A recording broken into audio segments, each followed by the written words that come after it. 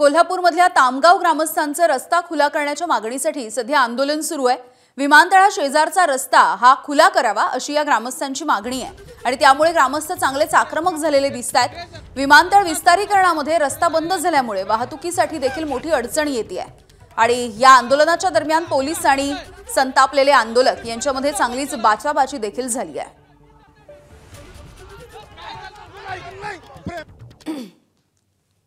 रस्ता आमच्या हक्कात आहे। याने अमानुषपणे रस्ता बंद केलाय। प्रशासन व्यक्ती करते भेटते विमानतळ माणसासाठी तर रोड पण माणसांसाठी आहे। रोड खुला करायला तुम्ही आम्हाला आजचा रस्ता चालू करून दिलाच पाहिजे। किती दिवस झाले बंद आहे रस्ता? जवळ 15 दिवस झाला बंद आहे रस्ता आमचा। आम्हाला 20-25 किलोमीटर अंतर लांब पडतंय, लहान मुलं घेऊन यायला लागतंय। या पोलिसांनी विमानतळावर येणाऱ्या प्रवाशांनी हाल होतोय म्हणून आमच्यावरती अतिक्रमण करायला लागल्यात, तर आमच्या लहान मुलांना शाळेला जाण्याला त्रास होतोय।